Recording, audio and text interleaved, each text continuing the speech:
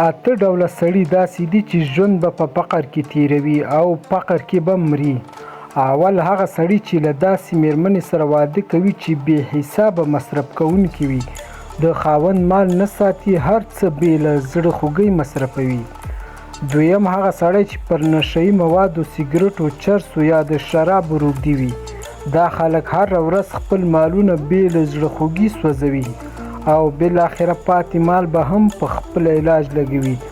د داسې سړیو مېرمن او اولادونه ډېر سخت ژوند تیروي. دریم هغه کس چې ډېرې ښځینه اړیکې لري، یعنې شهوت پسې روان وي، حیواني طبیعت لري، خپل مالونه په ارزانه ښځو لګوي، د هر چا له لوري غولیږي. د داسې سړي د مېرمنې زړه زر ټوټې وي او له ژوند نه ناامیده وي.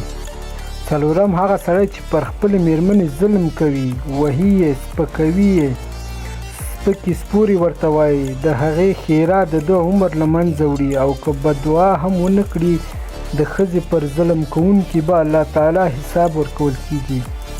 پنځم سودخور سړی هغه څوک چې د پیسو له لارې معامله کوي، که هر څومره ورته دیني پلمه هم جوړه کړي. دا خلک اوس د مسلمانانو په بازارونو کې ډېر زیات شوي دي. شپږم هغه خاوند چې له شتمنو خلکو سره ملګرتیا کوي.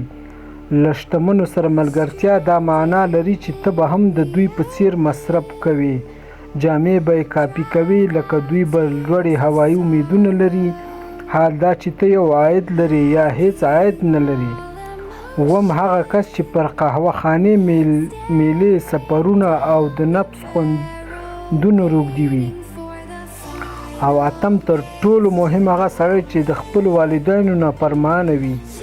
داسې سړی نه په دنیا کې کامیابیږي او نه په آخرت کې.